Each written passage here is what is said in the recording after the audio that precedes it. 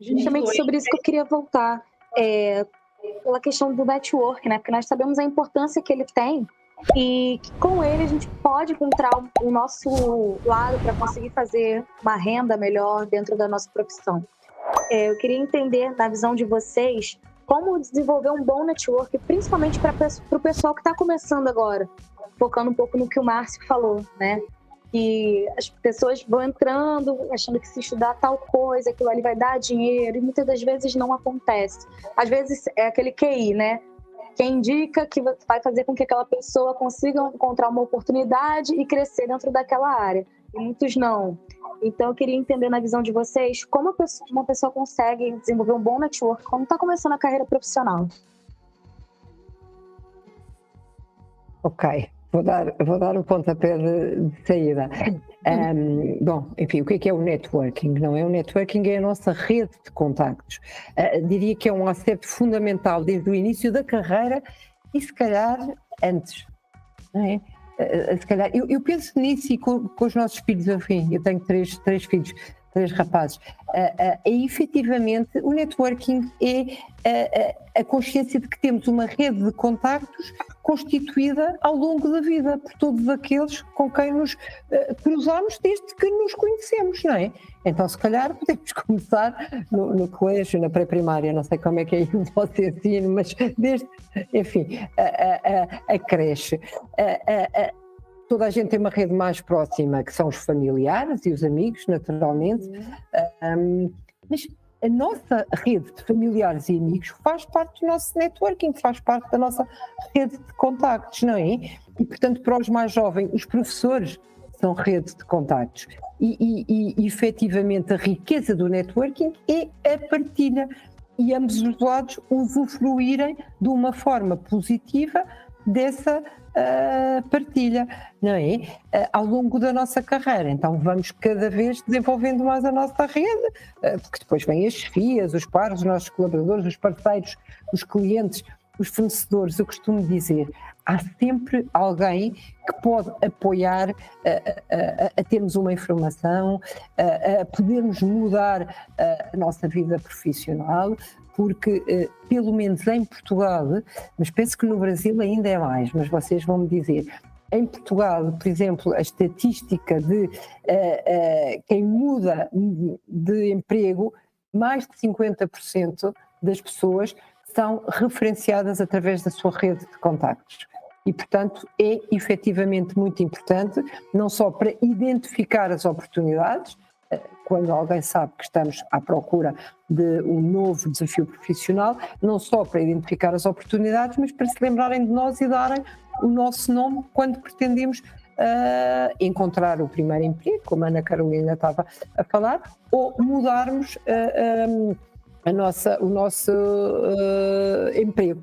E, portanto, eu diria que é importante estarmos sempre a semear a nossa e a desenvolver na nossa rede de contactos, e aí é de facto a nossa rede saber que estamos disponíveis para apoiar. Eu acho que eu gosto de o fazer de uma forma muito natural, não é? É mesmo poder sempre estar disponível para apoiar quem nos procura e, portanto, às vezes é uma ideia, é um feedback, é uma referência, enfim, é um contacto.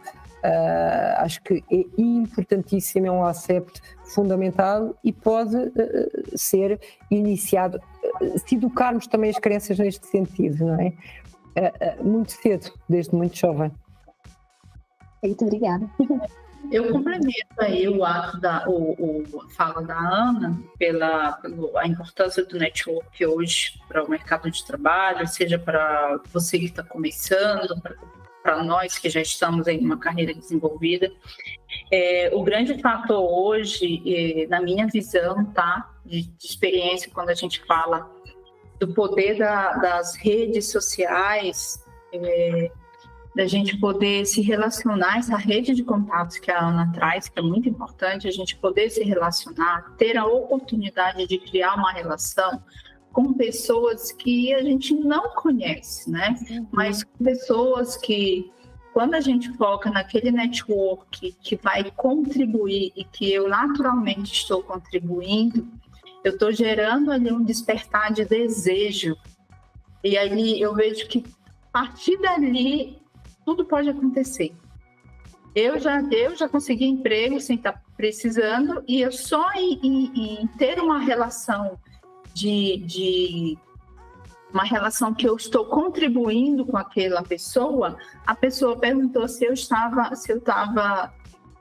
conseguia hoje suprir uma vaga dela, que ela me viu muito no perfil. Então, imagina só, você está numa rede, onde aquela rede fala sobre você naturalmente, onde a gente pode conhecer todo aquele teu perfil, e você, no dia a dia, você tem essa constância da visibilidade e está gerando essa constância na contribuição do perfil do outro, você naturalmente, eu digo que a gente está gerando uma comunicação não verbal, né, de você estar despertando um desejo no outro, e ali naturalmente vem o seu emprego, vem o network, ele vai gerar todos esses resultados, né?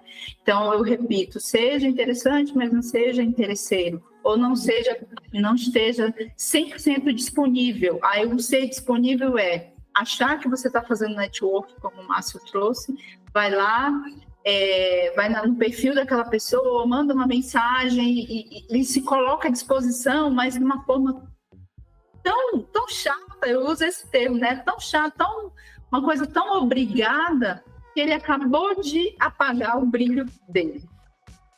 Então, aquela coisa que é nítida, né? Que a pessoa tá só ali, só tá falando com você porque ela quer alguma coisa em troca. Eu passo muito por isso. Então, ser muito orgânico, ser natural, como a Ana trouxe.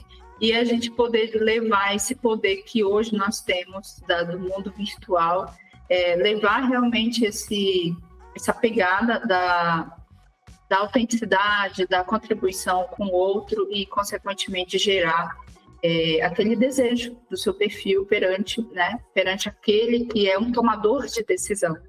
Sim, deixa eu só trazer um ponto que assim, eu acho que as pessoas ainda elas não acordaram com o poder que as redes sociais têm como ferramenta de network. E eu vou falar como introvertido, porque introvertidos, eles querem morrer, mas não querem ouvir essa palavra de network. Porque a pressão que vem do network, parece que você tem que ir num evento, você não conhece ninguém e sair distribuindo cartãozinho para todo mundo, né, para as pessoas te verem. E as redes sociais, elas te permitem você construir sua autoridade, construir sua reputação, sem necessariamente estar mostrando a sua estampa. Ali, você está trocando ideias. Então, uma coisa que eu gosto muito dentro de redes sociais é a questão de conteúdo, marketing de conteúdo. Né? Como eu compartilho o meu conhecimento, como eu compartilho as minhas experiências, eu não estou falando de produtos, treinamentos, porque o que a gente mais vê aí é o pessoal vendendo treinamento disfarçado de post. Não é isso. Eu estou falando como eu compartilho experiências e reflexões, eu gero valor para o outro sem pedir nada em troca. Quando eu vou fazendo isso de uma maneira repetida, eu vou formando ali a minha base, né, de pessoas que se relacionam comigo, que eu não gosto desse nome seguidores, né, porque parece que eu sou um messias, não tem ninguém para me seguir, gente. A gente se relaciona aqui, né, eu vou construindo a minha autoridade. Eu posso fazer isso necessariamente de uma maneira em que eu me preservo, porque eu dou aquilo que eu estou disposto a dar. Né? E networking, geralmente as pessoas elas querem pedir para depois dar, é o contrário. Você dá, você faz a sua reputação, cria a sua autoridade, para quê? Para você ir fazendo um investimento a longo prazo. A hora que você precisar, você aciona a sua rede. Só que quando você precisar, muito provavelmente, muitos da sua rede já te acionaram e você conseguiu ajudar. Então você vai construindo isso de maneira orgânica, de maneira sustentável. O problema é que a galera chegou lá um mês, quer fazer network e acha que já vai sair com uma colocação no mercado, vaga de R$35 mil. Não é assim, né? Vamos acordar, né? Não funciona dessa maneira, né? Mas é esse ponto que eu queria trazer, o quanto as redes sociais podem ser uma ferramenta poderosa para que introvertidos construam a sua rede de contatos ali. Perfeito, obrigada. Olha, Poderosa. Posso só aqui dizer, completamente alinhada tanto com a Denise como com o Márcio, mas agora estava a achar muito interessante, porque eu costumava dizer, efetivamente, que é importante gostar de pessoas para fazer networking, porque isto era no passado, efetivamente. E entendo perfeitamente o que o Márcio diz como introvertido, porque eu sou muito extrovertida e, portanto, para mim é muito natural, eu adoro. Mas eu gosto das pessoas, eu gosto de conversar, eu de facto não me canso. Eu trabalho muito a área comportamental e, portanto, eu sei que para um introvertido é diferente. E, portanto, lá está, não é? Nós somos diferentes. Agora, de facto, o introvertido energiza-se com as suas reflexões, com os seus pensamentos, são brilhantes.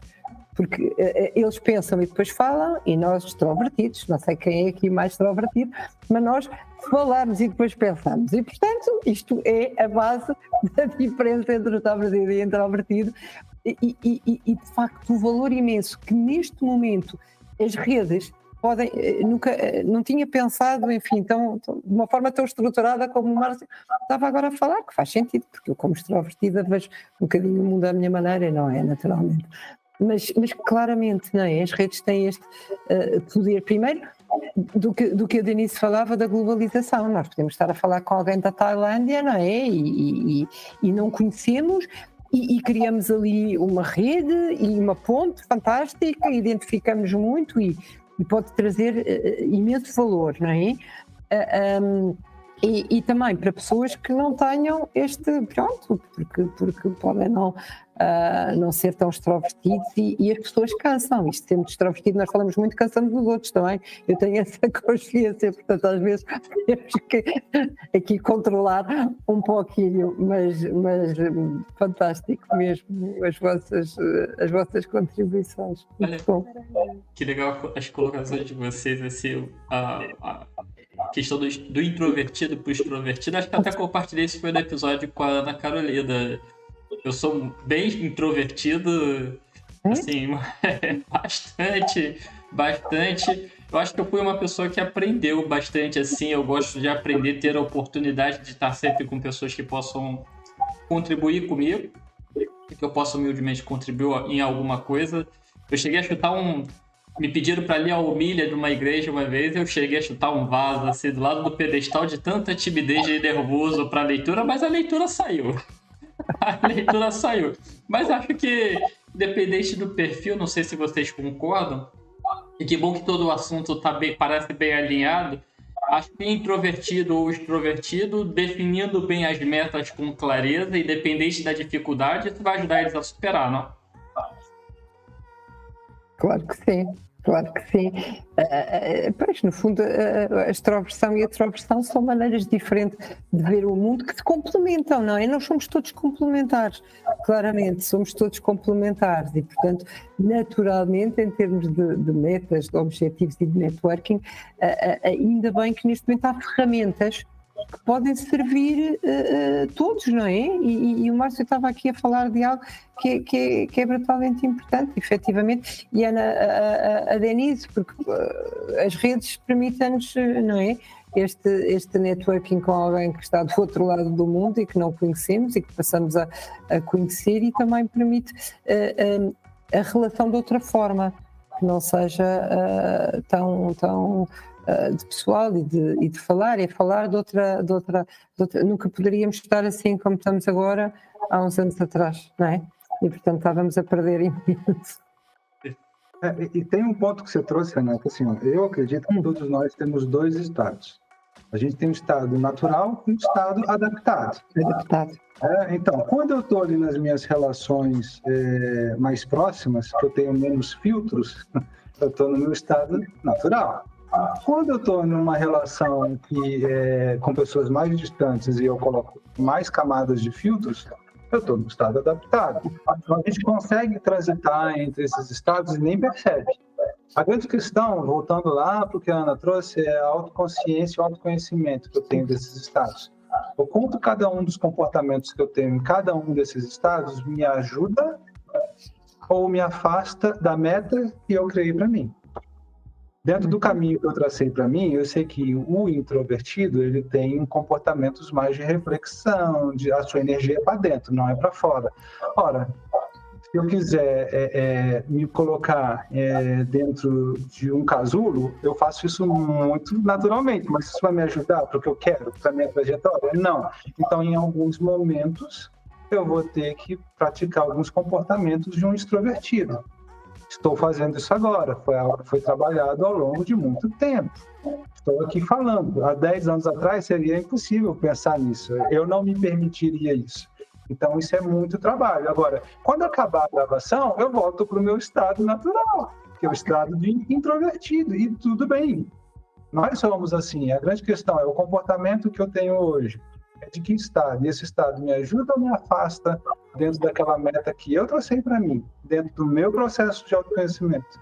Acho que quando eu tenho essa clareza, e quando eu alinho isso ao meu objetivo final, aí eu ganho a energia para fazer as pequenas mudanças que eu preciso fazer em mim. Porque senão eu entro em estado de economia de energia. O que é o estado de economia de energia? Estado natural, introvertido, introspecção. Sempre, independente do contexto. E isso não é bom. Ou extrovertido, sempre, independente do contexto. Também não é bom. Então, a partir do momento que eu tenho a consciência de onde eu quero chegar, do meio que eu estou, das pessoas que estão envolvidas, do impacto que eu gero em mim e no outro, eu consigo fazer essa transição aí de comportamentos. Perfeito.